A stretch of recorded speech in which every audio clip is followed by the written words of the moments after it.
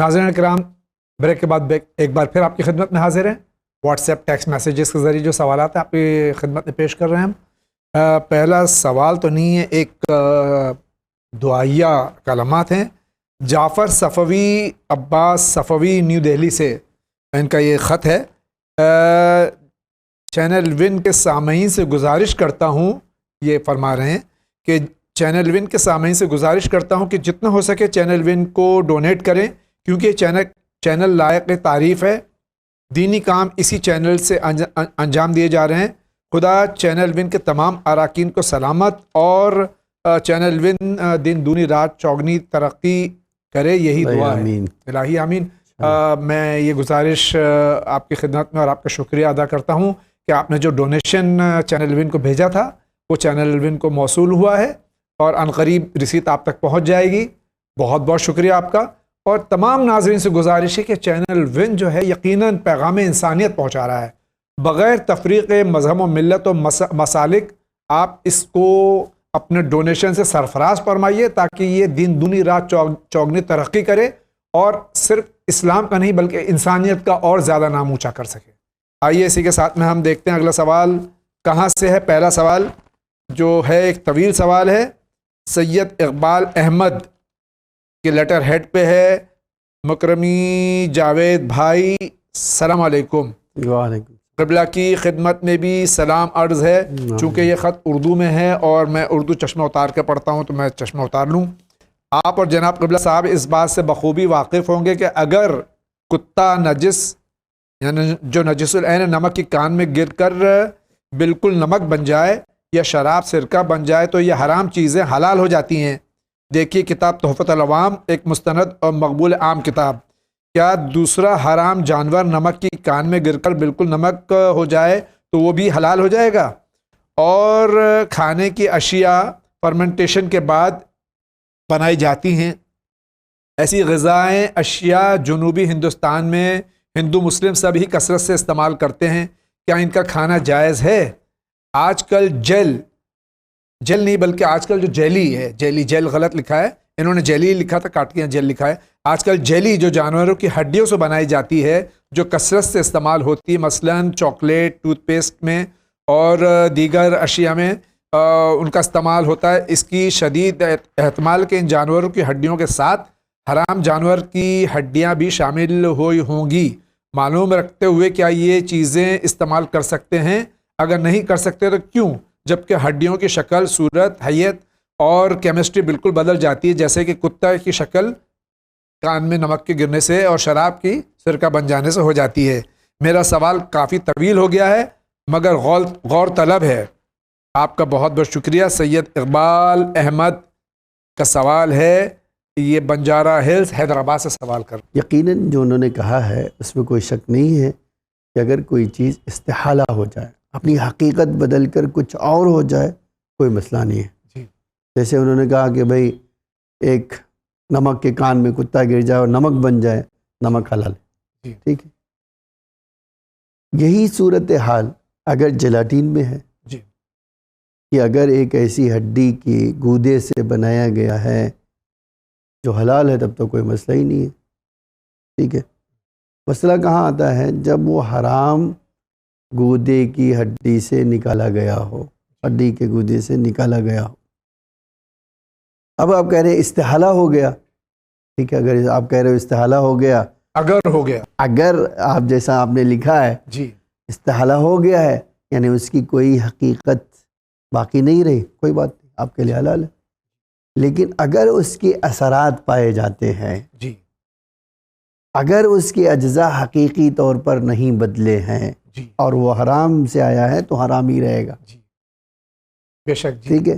جی، تو یہ آپ کو تحقیق کرنا مرجے کا کام نہیں ہے، آپ کا کام ہے. وہ آپ کا کام، وہ بتا دے گا بھائی یہ حرام یہ حلال. جی. اگر آپ کہہ رہے ہو کہ نہیں ایسا ہو چکا ہے، ٹھیک ہے، آپ استعمال کر سکتے ہو. اگر آپ کہو کہ نہیں اس کے حقیقی اجزاء باقی ہیں ابھی تک تو بالکل حرام ہوگا اس میں.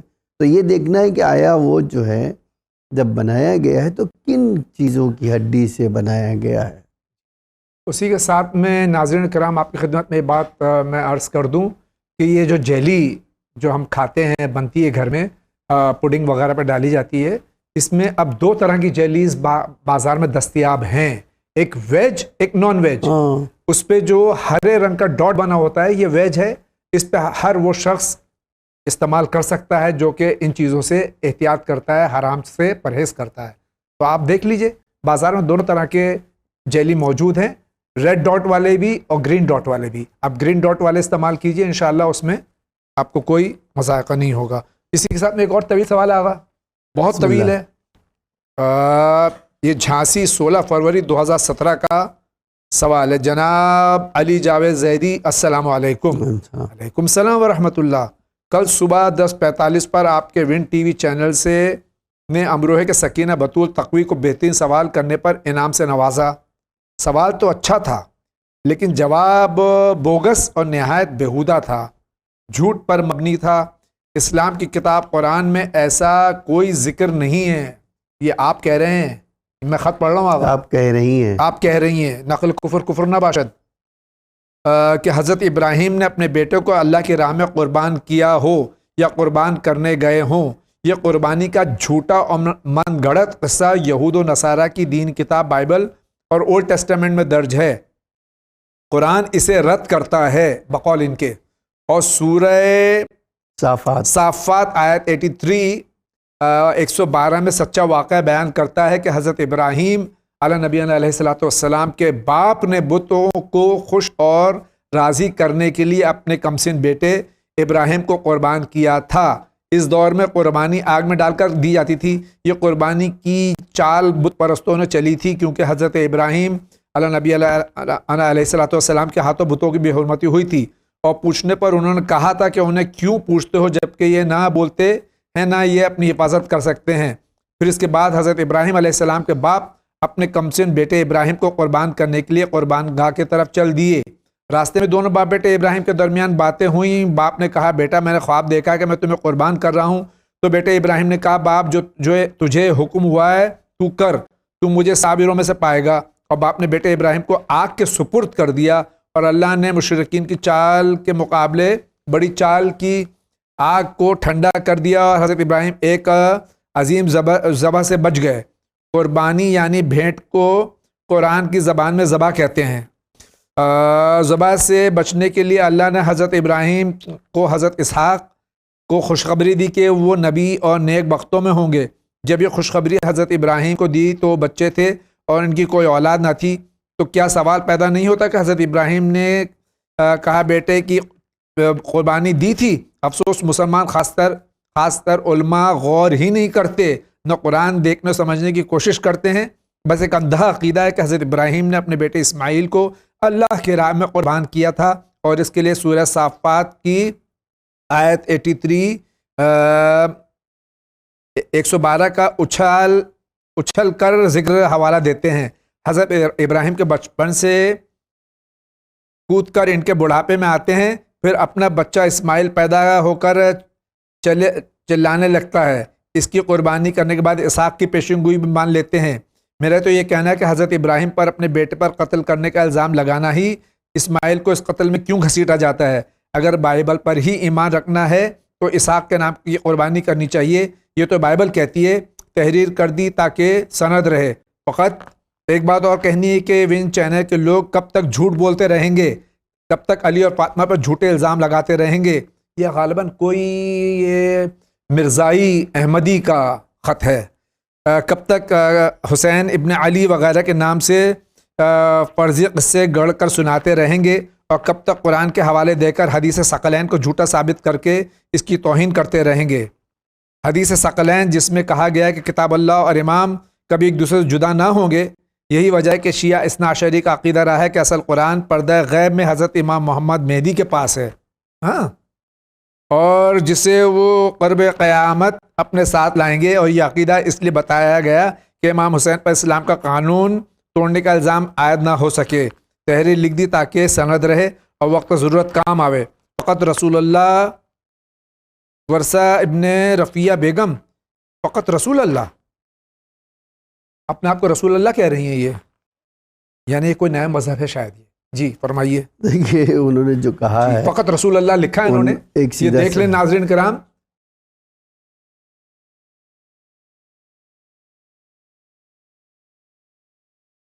دیکھیے بہت مؤدبانہ جو ہے، اگرچہ وہ ادب آپ سب کو جھوٹا اور آپ کو سب کے الزام لگا رہے ہیں، آپ کب تک یہ جھوٹ کا پروپگنڈا کریں گے. میری بہن، اگر آپ بہن ہیں تو، یا اگر بھائی ہیں تو بھائی، آپ قرآن کے حقائق کو، آپ کے اس جھوٹی باتیں جھٹلا نہیں سکتی ہے. قرآن ہمیشہ سچائی بیان کرتا ہے، اور سچائی کی بہترین دلیل قرآن حکیم ہے. بے شک، اور نازل بھی کیا ہے حکیم خدا نے. بے شک. اگر آپ عربی جانتی ہیں تو میں 104 نمبر کی آیت سورہ صافات کی پڑھنا چاہتا ہوں. وَنَادَيْنَاهُ أَن يَا إِبْرَاهِيمُ، ہم نے ان کو ندا دیا، اے ابراہیم. جی. کیا آگے ندا دیا؟ قد صدقت الرؤیا، آپ نے خواب سچ کر دکھایا. تو ابراہیم نے سچ کر کے دکھایا کہ ان کے ابا نے. جی. اللہ خطاب ابراہیم سے کر رہا ہے. یہ کہہ رہی ہیں ابا. ابا کہہ رہی ہیں. ابا کہاں سے لے آئی ہیں آپ؟ تو بھائی آپ خود یا تو عربی نہیں سمجھتی ہیں، جی. آپ عربی سے نابلد ہیں، جی. آپ کو عربی کی شدبد بھی نہیں ہے، جی. تو آپ اس طرح کی بات کر سکتی ہیں. جی. ورنہ تاریخ میں، قرآن میں، عالم اسلام میں جی. اس میں کوئی اختلاف نہیں ہے. اتفاق سے اس میں کوئی اختلاف ہے ہی اختلاف نہیں ہے جی. کہ یہ جناب ابراہیم اور اسماعیل کے درمیان کا واقعہ ہے. جی. جناب ابراہیم اپنے بچے کو قربان کرنے کے لیے لے گئے جن کا نام اسماعیل تھا. جی. یہ ہمارے پاس حدیث سے بھی ثابت ہے، قرآن سے بھی ثابت ہے، قرآن سے بھی صادق ہے، اور تاریخ سے بھی ثابت ہے. جی. اب اچھا، عالم اسلام میں اتفاق بھی ہے، جی. تو آپ اس کو جھٹلا نہیں سکتی ہیں. جی. دوسری بات جو رہی، امام زمانہ علیہ السلام جو قرآن لے آئیں گے، آپ غلط کہہ رہی ہیں. جی.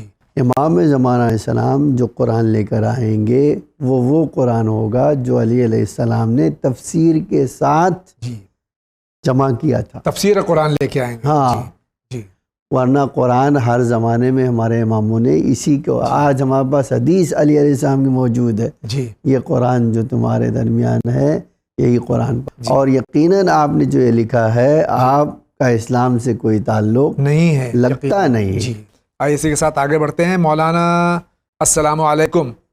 سلام. میں حاضیہ باغ جھارکھنڈ کی رہنے والی ہوں. میرا نام فرحانہ ہے. یہاں کے کچھ لوگ کہتے ہیں کہ پیر کے مرید لوگ کو مدینہ جانے کی ضرورت نہیں ہے. میں رسول پاک صلی اللہ علیہ وآلہ وسلم سے محبت کرنے والی ہوں اور مدینہ جانے کی خواہش رکھتی ہوں. اس بات کی تفسیر بتائیے. پیر صاحب کہتے ہیں کہ کوئی جانے کی ضرورت نہیں. دیکھیے، پیر اور اولیاء چاہے جتنے بڑے ہو جائیں، وہ اللہ کے رسول کی خاک پا بھی نہیں ہو بے سکتے. شک، یقیناً، بے شک. ٹھیک ہے. اللہ کے رسول ساری دنیا سے، ہر انسان سے افضل اور ابتر ہے، ہر مخلوق سے افضل ہے. جی. آپ کے پیر مغاں، آپ کے ولی کبھی بھی اللہ کے رسول کی جگہ نہیں لے سکتے. بے شک. جی. آپ بے شک اللہ کے رسول کی محبت رکھتی ہیں، جائیے، بار بار جائیے جی. اللہ کے رسول کی قدم بوسی کے لیے، جی. ان کے مزار کی زیارت کرنے کے لیے. السلام علیکم. السلام. نام گلریز کاظمی ہے، علی گڑھ سے ہوں. جناب، میری لاسٹ 6 سال سے طبیعت خراب رہتی ہے. بہت علاج کرایا پر کوئی فائدہ نہیں ہوا، اور اللہ کے شکر سے ساری رپورٹ نارمل ہے. گھر سے باہر جانے میں گھبراہٹ ہوتی ہے، دل کی جگہ پر دباؤ بنا رہتا ہے، سر بھاری رہتا ہے. جاب کے لیے باہر جانے کے پلان ہی بناتا ہوں، طبیعت خراب ہو جاتی ہے. کوئی دعا یا وظیفہ بتا دیجیے. آپ ایک سائیکٹرسٹ کو دکھائیے. جی. سائیکیٹرسٹ کو دکھائیے انشاءاللہ. ڈاکٹر کو دکھائیے. جی. یہ نارمل ڈاکٹر آپ کا علاج نہیں کر سکتے. سائیکیٹرسٹ کو دکھائیے انشاءاللہ. جی. اور اگر آپ دعا پڑھنا چاہتے ہیں تو دعا عدیلہ پڑھی. جی. دعا عدیلہ پڑھیں گے، جی. یقیناً آپ کو فائدہ ہوگا انشاءاللہ. السلام علیکم. علیکم السلام.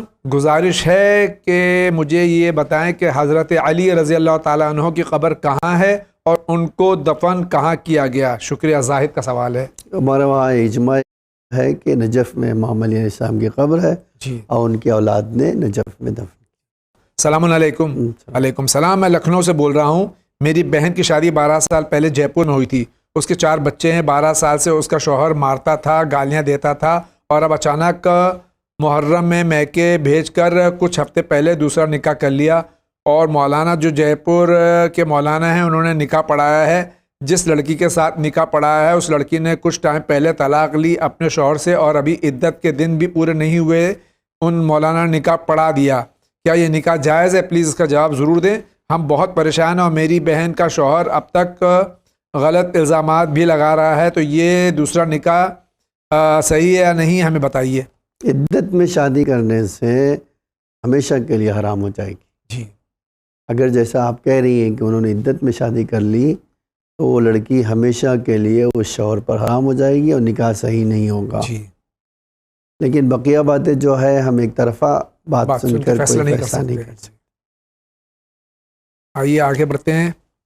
السلام علیکم. وعلیکم السلام. میرا نام سریا ہے. میرا سوال ہے کہ میرا کوئی نہیں ہے, میرے بچے ہیں, تو میں انٹرسٹ کے پیسے سے اپنا گھر چلاتی ہوں, تو کیا میں کیا کروں؟ میں سود سے بند کر دوں یا کس طرح سے؟ میں اگر آپ نے بینک میں رکھا ہے اور ڈیمانڈ نہیں کرتی ہیں جی تو جائز کوئی ہے. مسئلہ نہیں ہے, تب آپ استعمال کر سکتی ہیں. اس طرح سے آپ کسی کو سود پہ پیسہ دے نہیں سکتی, بینک میں رکھ دیجیے پیسے. السلام علیکم جاوید بھائی مولانا صاحب. وعلیکم السلام. میں عابد حسین ویسٹ بنگال مرشید آباد سے بول رہا ہوں.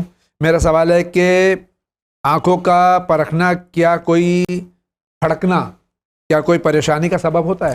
انشاءاللہ ایسی کوئی بات نہیں ہے. جی. آپ گھبرائیے نہیں, اور اگر آپ کو ڈرتے ہیں تو آپ اللہ سے پناہ مانگ لیجئے. جی.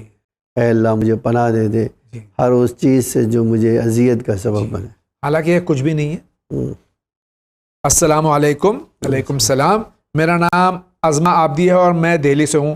میرا سوال یہ ہے کہ کیا مہینے کی شروع, بیچ اور آخری کی تاریخوں میں سیکس نہیں کرنا چاہیے, اور کیا کچھ ہفتے کے دن بھی ایسے ہیں جس کا حمل ٹھہرنے پر کوئی نقصان ہوتا ہے؟ جی ہاں. جی, اس کی تفصیلات ہیں کتابوں میں موجود. جی ہاں بالکل. آئیے اسی کے ساتھ میں اگلا سوال لیتے ہیں. السلام علیکم. وعلیکم السلام. ابھی کچھ دن پہلے ہمارے گروپ میں واٹس ایپ پر ایک ویڈیو آیا تھا جس میں ہمارے نبی صلی اللہ علیہ وآلہ وسلم کے بارے میں جھوٹی اور غلط باتیں ایک لڑکی نے کہی تھیں, جسے ہم سائبر کرائم کے ذریعے کہنا چاہتے تھے, جس کے لیے تھانے میں جا کر FIR درج کرانا تھی. لیکن میرے ہسبینڈ نے مجھے یہ سب کرنے کے لیے منع کر دیا. میں نے اپنے ہسبینڈ کا کہا مان لیا, میں نے صحیح کیا یا غلط, کیونکہ میرے اپنے مذہب کے لیے بھی تو کوئی فرض بنتا ہے. مسز آبدی کا سوال ہے. دیکھیے وہ تو سچ بات ہے, آپ کا فرض بنتا ہے, لیکن آپ کے شوہر نے کہا ہے تو اس کی مصلحت تو جانتے ہیں. لیکن دینی غیرت ہونا اچھی بات ہے. سلام جاوید بھائی. وعلیکم السلام. ہمیں یہ پتہ کرنا ہے کہ اگر ہم اپنی قضا نماز پڑھیں گے تو کتنے دن کے پڑھیں گے؟ ہماری عمر 29 سال ہے. اب جتنی دن قضا کی ہو, جتنے سال قضا کی ہو, اتنے دن آپ کو پڑھنا ہوگی. السلام علیکم. وعلیکم السلام. میرا سوال یہ ہے کہ جوا کھیلنے والوں کو اگر ہم روکتے ہیں تو وہ ہمیں ڈانٹ دیتے ہیں, ہمیں انہیں کیسے روکنا چاہیے؟ میں امن حسن جالندھر سے بول رہا ہوں. ہمارے پاس جو ہے امر بالمعروف کرنے کے اسٹیجز ہیں. جی. اگر آپ کی طاقت ہے تو منع کیجیے, اور وہ نہیں مانتے ہیں اور طاقت ہے پاور سے روکنے کی تو پاور سے روکیے, اور اگر طاقت ہو تو ڈنڈے سے پٹائی کر کے روکیے. لیکن یہ ساری چیزیں آپ کی طاقت پر ڈیپینڈ کرتا ہے. اور اگر آپ ڈرتے ہیں کہ ہم منع کرنے جائیں ہماری ہڈی پسلی توڑ دیں گے تو آپ کے اوپر یہ واجب ہی نہیں ہوگا, تو آپ ہی ان سے دور ہو جائیے. لیکن ایک مومن کا فرض ضرور ہے کہ برائیوں کو دیکھ کر دل سے نفرت کا اظہار کرے, کم از کم اتنا تو ضرور کرے. جی بالکل. ناظرین کرام, اسی کے ساتھ آج کے اس ایپیسوڈ کا وقت ختم ہو چاہتا ہے, لیکن مسائل زندگی جاری اور ساری ہیں. ظاہر ہے کہ جب مسئلے ہیں زندگی کے تو مسائل زندگی پروگرام بھی جاری و ساری رہے گا. علماء کرام تشریف لاتے ہیں, آپ کے سوالات آتے ہیں, جوابات سے آپ اور ہم سب مستفیض ہوتے ہیں. اس امید کے ساتھ کہ اسی طرح سوالات بھیجتے رہیں گے. میں آغا کا شکریہ ادا کرتا ہوں اور آپ سے بھی دعا گو ہوں کہ آپ چینل ون کے حق میں, اپنے زمانے کے امام کے حق میں, مہاراجہ کرام کے حق میں, تمام علماء حق اور تمام ناظرین اور تمام مومنین کے حق میں دعا گو ہوں کہ اللہ تعالیٰ انہیں ہر مصیبت سے نجات دلائے اور طول عمر صحت و سلامتی کے ساتھ ایمان پر چلنے کی ہم سب کو توفیق عطا فرمائے. آج کا پہلا انعام جا رہا ہے. قرآن پاک میں ذکر ہوئی ہے کہ کوئی کام آسان کرنے کے لیے یا کوئی مشکل پیش آئے تو وسیلہ بنا کے خدا سے دعا مانگنا چاہیے, مگر ہم اکثر وسیلہ کے بغیر سیدھا مولا علی سے مشکل آسان کرنے کی استدعا کرتے. اس میں وضاحت چاہتا ہوں. آج کا دوسرا انعام کے حقدار ہیں. اگر کوئی شخص پریشانی میں مبتلا ہے تو اسے یہ کیسے پتہ چلے کہ اللہ کی طرف سے امتحان ہے یا کوئی سزا؟ اور تیسرے انعام کے حقدار ہیں. آپ اور جناب قبلہ صاحب اس بات سے بخوبی واقف ہوں گے کہ اگر کتا نجس یعنی جو نجس العین نمک کی کان میں گر کر بالکل نمک بن جائے یا شراب سرکہ بن جائے تو یہ حرام چیزیں حلال ہو جاتی ہیں. دیکھیے کتاب تحفۃ العوام، ایک مستند اور مقبول عام کتاب. کیا دوسرا حرام جانور نمک کی کان میں گر کر بالکل نمک ہو جائے تو وہ بھی حلال ہو جائے گا؟ میں آپ سے الوداع کہنا چاہتا ہوں. انشاءاللہ زندگی رہی تو پھر آپ سے ملاقات ہوگی. وآخر دعوانا ان الحمدللہ رب العالمین.